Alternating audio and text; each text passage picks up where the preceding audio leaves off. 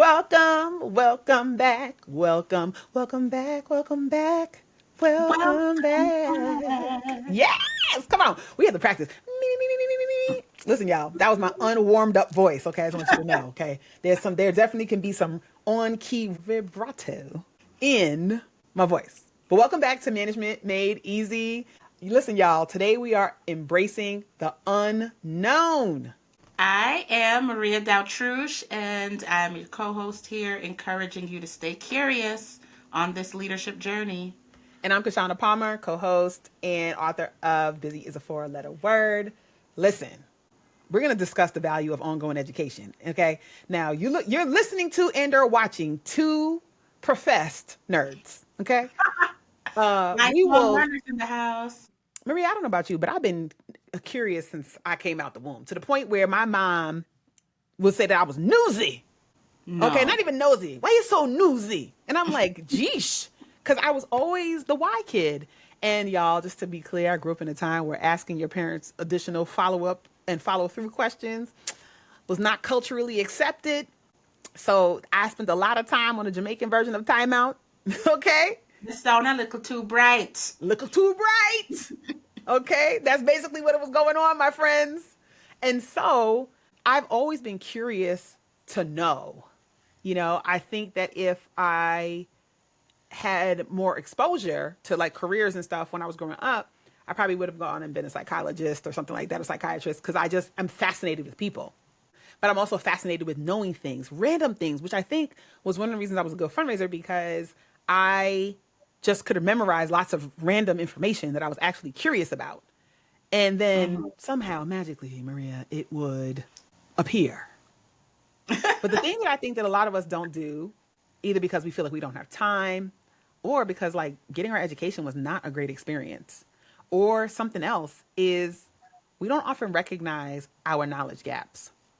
And I think that acknowledging what you don't know is one of the first baby bird steps you could take to growth. Okay? I agree. And don't you think that one of the established ideas about being a manager, being the leader, is that you already know? Oh, of course. Right. Of course. So, this first step being acknowledging the knowledge gaps, I think Mm-hmm. might be hard for a number of people. And to that, I would say, be open to new perspectives and try to seek out Yeah. feedback. Yeah. Because the reality is, no one person knows everything, and you most certainly do not know what you don't know. You do not know what you don't know. And having this like open posture of curiosity, right? We talked in a previous episode about like mindset, but having a curious mindset is akin to having a growth mindset. You are willing to acknowledge there are other possibilities, other pathways, other things that will enhance how you show up in the world or influence how you influence others, right? And I think that when you don't acknowledge what you don't know, you really trap yourself into some of the behavior that we love to hate. The CYA, cover your you Mm, know what, okay? Mentality and action. You mentioned this earlier, the keeping things close to the vest, okay? Because you don't want people to know what the right hand shouldn't know what the left hand is doing. My mother used to always say that to me. I'd be like, what do you mean, man? The hands need to go together to clasp, okay? right. It puts you at risk of burnout because you kind of get to the end of the road of what you know. So when situations change, when the environment changes, when circumstances change, if you have not put yourself in position to be learning, then you don't have more tools in your toy box. Come on, toys in your toy box. Look, Maria, you changed my life with that. It's not a toolbox, it's a toy box. You can't play. You can't play. So I want people to like really kind of sit with that, you know? I want to also, I don't know why this feels so heavy on me right now, but I just definitely want to acknowledge that there are people for whom what we are inviting to consider feels so hard because they feel so pressured to get Mm, it right the one time, right? There yeah. feels like no margin of error. And maybe that's coming from being the first and only of an identity in your position. Yeah. Maybe it comes from inheriting a management position from a previous toxic manager. Ooh. And dealing with that That's a real fallout. thing. Yeah, yeah, Mm-hmm. that's a real thing. You feel like you, especially if you've been promoted into it, you Yeah. used to be part of that oppressed class, Right. and Or people who were like, there's this expectation, oh, you're going to fix it, you're right? right. Right. And even if you come from the outside, if you know that's what you're walking into, Yeah. you don't really know all these different people that are just expecting you, hoping that you have an Yep. aspiration that you in Yep. this role will fix something, will know what to Know do. what to, it's the know what to do, right? I think one of the things that brings up for me, like in parenting, Sanai will often say some version of, well, mommy, you just always know what to do. Mm, And when she was a young teenager, like right into her early teenage years, I remember being so frustrated with her about something. And I said, Sanai, listen, we are growing up at the same time. Okay. You growing up and I'm growing up. And I was like, and I don't know nothing. And I know more than you know. So if I don't know nothing, you are at negative nothing. And we just trying to figure this out together. Okay. And she not had like her negative, big nothing. brown eyes looking at me like, what the hell's wrong with this lady? But funny enough, years later, now that she's in college, she said to me, Mom, that day I didn't quite understand it, but I just knew that I had to give you grace. And Mm. whenever you would kirk out at me on something, I would say to myself, she don't know nothing. I don't know nothing. We just growing up together. And I was Right. like, wow. Right? So think about that now and let's turn that to your team. Because the team are not children, but a lot of us have familial team environments, which means no boundaries. All Look, in. Don't complain. Do it I for the am team. working so hard to restrain myself from telling on myself about this in a familial leadership space, Well, I especially when told I on myself feel. before, so I feel as if we should take this commercial break for you to spill all the tea. Well, do you? I remember of the many things you have created. One of them was called A Kish Goodnight. Oh, yes, Do you remember that? I Yes. do. A Kish Goodnight. Y'all go look it up if you don't It's know what we're still on talking about. YouTube, y'all, and it's every episode is so You are delicious. invited to know that side of Kashana as well. I make a guest appearance in one of the episodes there too, so Yes, feel yes. free. Feel free to do your research. A curious mind will lead you there. So yeah, so I'm gonna say not with children, with my husband. We manage our marriage together. We are co-managers. And this idea of, well, you should know, right? Yes. I don't know. I mean, we should take a commercial break and I should check on the spiciness of this. But let me just put a little bit of seasoning and you let me know if we're gonna keep Mm. cooking this Mm-hmm. casserole.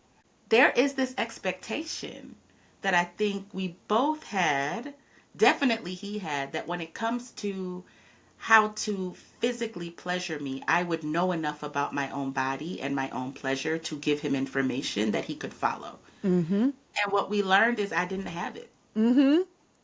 And I didn't know that. Mm-hmm. I did not know I Ooh, did this is not good. like I didn't know that I didn't have all the information about my own body. And I didn't know that I didn't have all the information about how I received pleasing physical experiences. Like I didn't Yeah. know enough about that. And so I can share from that experience if we can take what is transferable, because y'all, let's be very clear, I don't want any problems with your HR offices. I don't want to I deal with told Uncle Shana Maria told me I need to learn to you please know, myself. you're in the office talking about, well, let Wait me a tell you minute. what I heard on this podcast about self-pleasure, and we're going to apply those things here. Don't get your team caught up in confusion, okay? What I'm We saying is just talked about that clarity, not confusion. there are some transferable pieces of information that I think can be shared on this platform, which is management made easy and not a A kish kiss goodnight. goodnight. Okay, I want to be so clear on that. Sign the waivers and the There disclaimers. you go. There you go.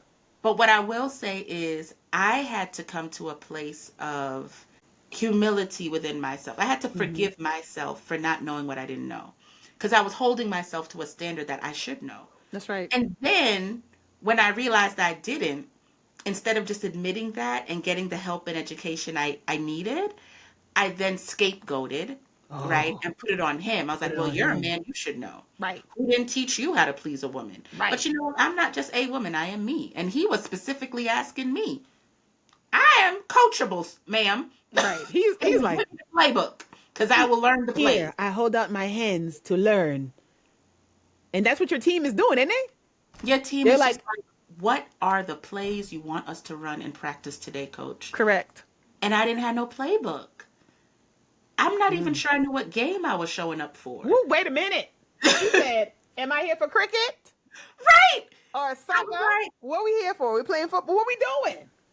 tell me about this new pickleball y'all got going on. It looks like you just do some of that. Right. Like So him, like playing handball. we're right here with it. No. And so what I will say is to avoid the scapegoating and to just get into like a place of curiosity. Mm-hmm.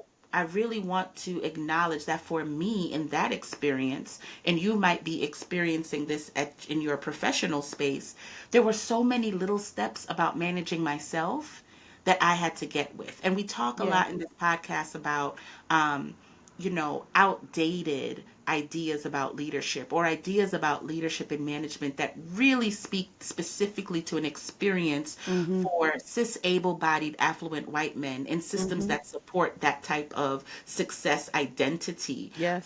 But that's not my identity, Yep. right? And I don't exist in any systems that are set up for my support and my leadership as a Black woman. And so it really is to the lines of Lucille Clifton's poem, Won't You Come Mm-hmm. Celebrate Me? Like, come celebrate with me. Like, yeah, I made this up. Yeah. Right? Some of this is about making it up. And in order to come to a creative mode, Ooh. you do have to be curious about what's possible. And you also have to be open to the possibility that you don't know everything that you will encounter or need to know on Mm. this journey.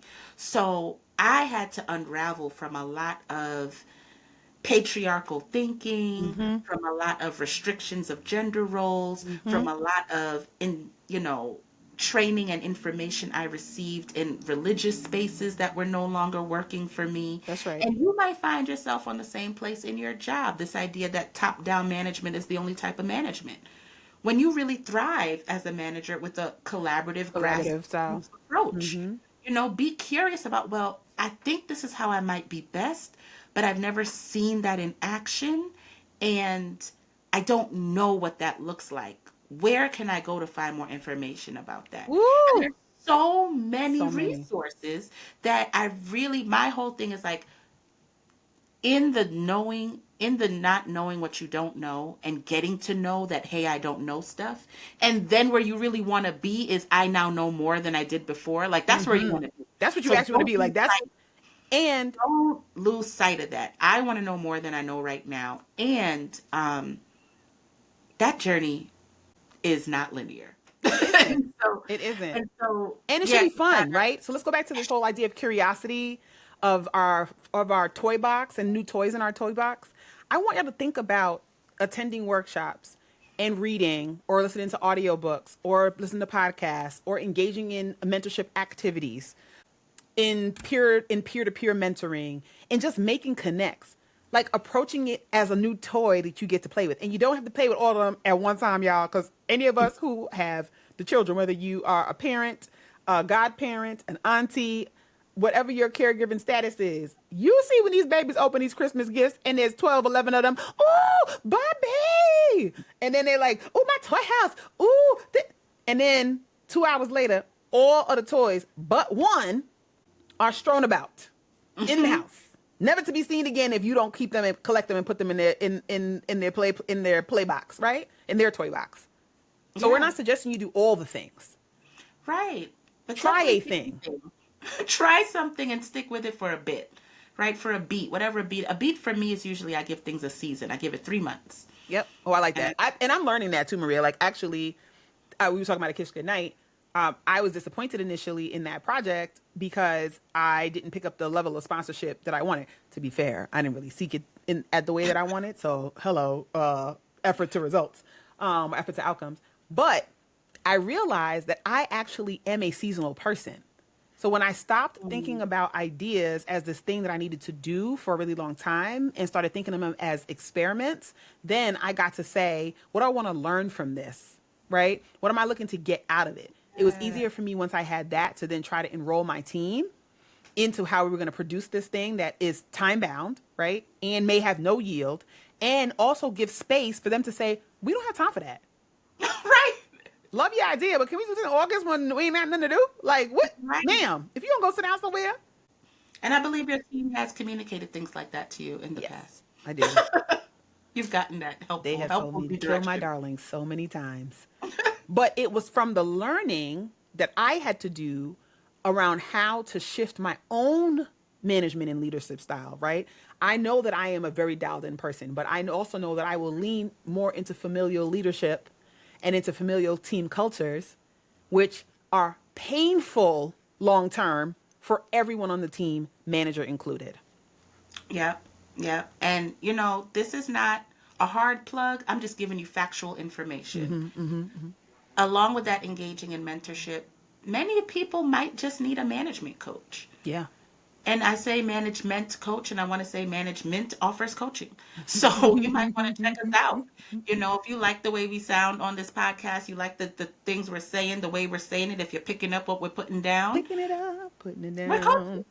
And I think that that could be something that helps people with on this journey to like wanting to know more than I knew before. Because if you're paying attention and living your life in a curious and healthy way, you will know more than you did the day before. That's right. I think the challenge then becomes trying to get the drum roll. Knowledge to wisdom, if you define wisdom as applying your new knowledge effectively. So, I mean, Kashana, this is where you shine. Application. Shining. Can How you do you tell me implement? how they can be perhaps as brilliant as you one day? First of all, don't let Maria lie to you, okay? I done laid at her feet like, girl, you just changed my whole life in this 30-minute conversation. And can I just say, get with a team that the push and pull leaves your cheeks rosy and bright Not. when you finish. No, but for real, think about it. Like when you can be challenged in such a way that you can feel seen, your edges can also feel snatched, but you can also go, and let me go get this edge serum because clearly there's a way that I need to move differently. We don't know everything. That's the curiosity aspect of it, right? That we're experts at what we do, and also we are still learning. That we get to be coachable and we get to be nimble and we get to do those things. Notice, y'all, I'm saying we get to do it. We decide that we want to be in the work that we're in. So we get to do the very thing that we are sharing with you on how to do this. So application is tough. And I say that because application in my mind, and I'm sure I should probably look this up so I can get some psychology today says, but some of us are intrinsically motivated. Some of us are not. Some of us gonna get off. Look, my dad used to say to us, well, if it's there to be done, just do it. So that's nurture. That's not necessarily nature. It just so happens for me, it's also nature. For my siblings, it is all nurture. They would lay looking at that thing that needs to be done like one day. So is my child. One day. Or someone will do it. Someone, right? So the application part, I named that it's tough because if you are not naturally designed or if you didn't grow up that way, and sometimes when we grow up that way, we rebel. Yes, we do, y'all. Grown-ups rebelling. Then this is going to be tough. But how I want you to think about implementation is dominoes.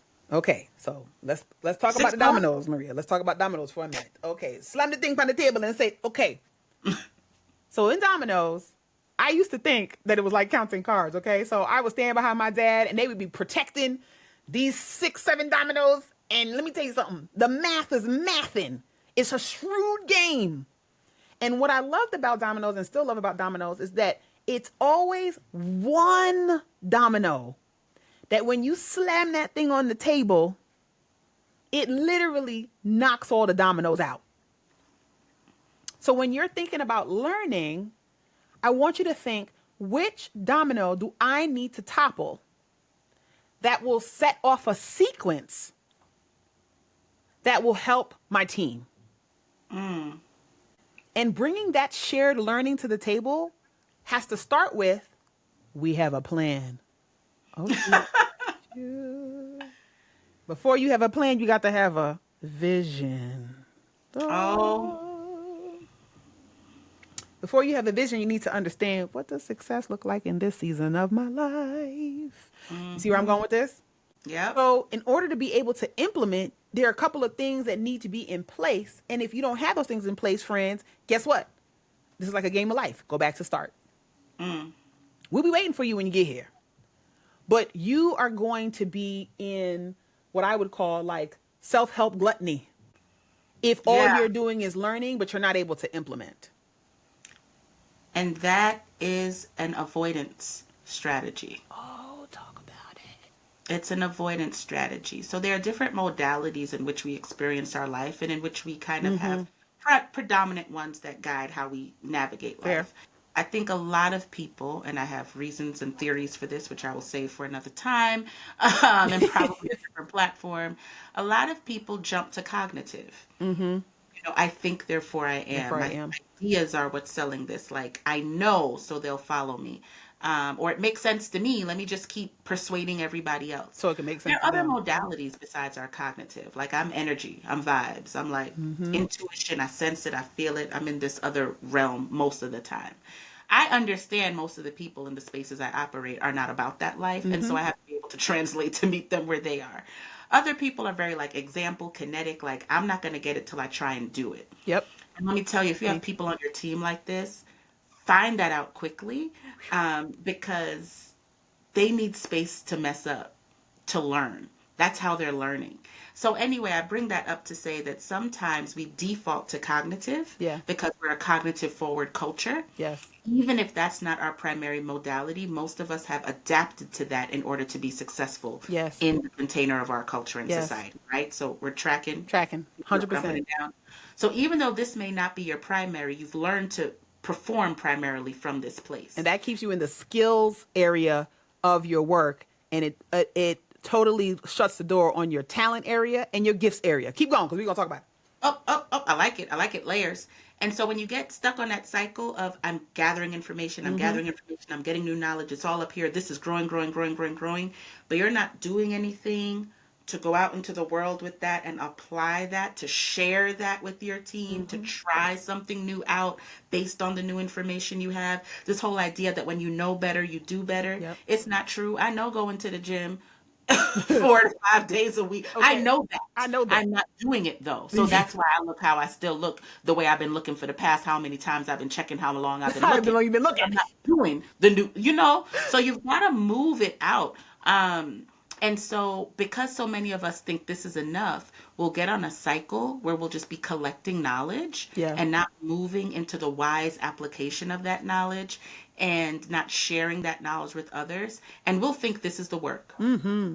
We'll get stuck on, I think this is the work, but it really becomes a barrier to the work because the work is getting that out. So from me based on my faith and my spiritual practice, you know the tree by its fruit, Yeah. right? So the cognition, I'm gonna say that that's like a seed. Some of us are just collecting seeds and putting them in the ground. And then we're not cultivating, we're not tilling the ground, we're not helping the tree grow. And even if we are, even if that's happening by the happenstance of divine order in nature, and Yes. you plant the seed and it Hardiness. happen to grow, what happens when you don't, the wisdom is pick the fruit when it's ripe so Yes. that someone can enjoy it.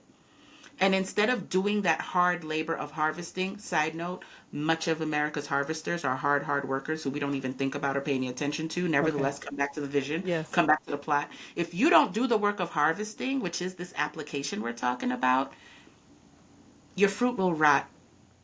I don't know how else to say it. Your fruit will rot. When it is ripe, you have to harvest it. Otherwise, it will rot. And then what was the point? Then what was the collecting all point? the seeds? Was the point collecting all the seeds? Or was the point to get a fruit that you could share when it was ripe so someone else could benefit from it? I think a lot of us are seed How do you collectors. define your management? Are you collecting seeds or are you feeding people? Yes. Oh, and continuous improvement. And it doesn't have to be like it's a never-ending story, right? You Right. learning also means resting before Ding, you ding, activate on what you've learned. ding, ding, Okay? ding. Miguel, I say I ting. So like what I'm learning is rushing into the conference and then rushing home the next day does not help me at all. So if I have to rush home, because let's face it, a lot of us have children, parents, and so forth, and other responsibilities, or finances, all the things. I might skip the last couple sessions of the final day so that I can go out for a walk in the city I'm in, so that I can just allow my brain time to cease and settle. I'm going to say cease and settle, okay? Allow it to just marinate. And I learned long before this was popular. I didn't even know a thing. I used to feel, let me tell you something. Some of the stuff that we're doing now, like with AI and recording and voice recording, I used to feel like a failure because that's what I did because I just could not remember things. Shout out to me being ahead of my time. But you know what I'm saying? Right. Back to what I was saying before. Like recording to myself, this is what I'm going to tell my team that I learned about this thing. And this is what I think would be best to do. And to your earlier, to a point we were talking about a different episode, then saying, and here's how I need you to plug in with feedback so that I can take that input and decide, because I am the decider, right? On how we move forward on this thing or that thing. Yep. But if I didn't take that moment to pause, because some of us, we can't stop, and that's a different episode, y'all. But pausing for some of us busy bees is stopping. Taking that time to pause, to slow down, to go into the bike lane and out the HOV lane is enough to give us the space to then activate. Exactly. It's so important you bring up those points about rest and pausing, because no natural being on the universe is expected to be bearing fruit 12 months out the year. So much is seasonal. And so when you are engaging in either a personal or a team learning period, I think it's very important, again, Kashana mentioned that this is all much more effective when one already has a plan in place. But you have to take into account that it takes time to learn and apply something. So maybe doing it during gala season is not going to be fruitful for you. At all. But given that example of gala season, maybe there are some things you learned doing your gala a different way. Maybe this was your first time managing and leading the gala. You want to schedule time after to say, we really need to debrief not only the success of the event, the process. Did we learn? What do we need to note to make changes for the next time? Let's also make some space to test some things in our next annual plan, because the universe of event planning is always evolving. So that could just be one thing you learn. You share with the team, I just learned that that there were so many other things and tools out there that we didn't even know about. We literally just tried to do this year what we did last year. And I actually would like to try some new things for next year. So let's put in the project plan, right? Let's put in the annual planning that I think it would be great if, instead of going to the same old conference we always go to, everyone find another conference they want to go to. Maybe there's something on virtual reality. Maybe there's something on digital events. Let's try to bring that learning back and then pace ourselves to plan this event, not in the 6 to 8 months we normally give ourselves, but we're going to take rest from what we just did. That's right. And we're going to start this work next month. That's right. Because it's going to include the learning. It's going to include the implementation and testing and experimenting. We're going to fail a little bit. And that's part of the plan. Exactly. Ooh, inserting the ability to learn. Oh, into your plan. That's so good. Yeah. So again, it's got to have a plan, and you've got to have a vision and a goal. And the goal that I'm offering is I want to know more than I knew the last time. And what is the point, right? What is the point? The point. The point is so that we can all be fed, so that I can feed my team. That's right. So that we're not only knowing things better, we're actually doing things better. So that we are a better, stronger team who can do more effective, better work for this organization that hopefully has a vision and mission that makes the world a better place. Yeah. Right? And so I think that's the danger of not leaning into curiosity with what you don't know. And acknowledging that you don't know what you don't know, is it'll have you just doing the same thing over and over again. Expect different results. It will drive you to insanity. Yeah. And many of us are feeling pretty insane, which I think we should talk about in a future episode, because the question is, am I bugging right now? I'm sure it comes up a lot as a manager. And particularly when you step into a managerial role that you thought it was going to be one way, and then you get there and you're like, is this the sunken place? Wait a minute. What is happening here? So until we come back to that, y'all, I want to make sure that y'all stay curious, okay? Stay learning. And I think that's so important because that is what is going to, again, we don't make too many promises, but that is going to make your leadership skills flourish. And listen, if you are like Ashana, I've been listening to you and Maria, and my mind is running, it's racing. We can help you slow that thing down. Invite us in so we can work with you and your team on how to live powerfully so that you can lead powerfully, how to meet and exceed your goals without burning your people. Hello? That part. Hello? How to make That plans that you can build upon each year that can run the distance. Because a lot of us are creating these 400 meter plans when we need a marathon plan. Look, Right? make space for the rapid response. Make space for the rapid response. Everything doesn't have to be a rapid response. So make sure you follow us on and subscribe on Apple, Spotify, wherever you listen to your favorite podcasts. Follow us on IG at Kashana Palmer and at the Dockwell Group. And please drop us a review and tell us how we're doing. Okay. 5 stars only, friends. Because we want more folks to manage with ease, to live well so they can lead well, to be able to take the things that we are sharing with you and the learnings that we have so that you can get out of the managerial hood. Okay. And moving on up. Okay. That's what I want y'all to do. Okay. To the east side. Okay. Oh my God. I love it. I want to do my Sherman Hemsley right Come on, now. right now. So yeah, join us next time here in this space. We're going to be tackling breaking the cycle of overwhelm in management. Woo. So you don't want to miss that at all. Ooh. Also, sidebar, feel free to let me know if I should run a group of Christian women accessing self-pleasure. That just came to me. Oh my That's God. not, We would listen. That I is don't know if that's listen. something y'all want as a sidebar. It's sidebar. Happily. I brought it up here, and so I'm just going to say, if you want it, let me know. Here's the thing, Maria. If you live well, Yes. then you could lead well. Let's be honest, we've all had that manager where once in a while we sit down together in the break room and we wonder, when's the last time that person experienced some pleasure? Because they're coming here Angry. like a bloodthirsty Vampire. warlock. Yes, And a warlock. Oh my gosh. I would like to know how we can help this person have a better life. Yes. So let me know if that's something on the side that the people want to explore. I'm open to receiving information about what you want to explore. I brought it up. Kashana let me bring it up Bring it here. up.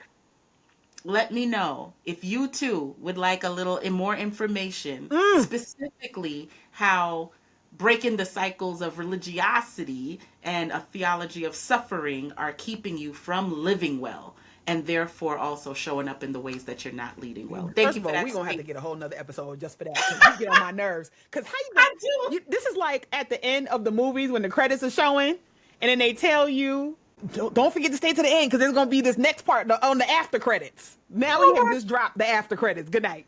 You ever be with your therapist the whole session? Oh, everything's all right. Everything's good. Yeah, the same old stuff. And then she'd be like, well, we have 2 more minutes left. Well, I did start dating this narcissist, but we could talk about that next time. And she's like, what? Okay, yeah. Sorry, y'all, but we're going to talk about breaking the cycle of overwhelm in management next time. And, you let us know what you want us to add to. dig into. Drop it in the comments, and we will see y'all real soon. Miss us.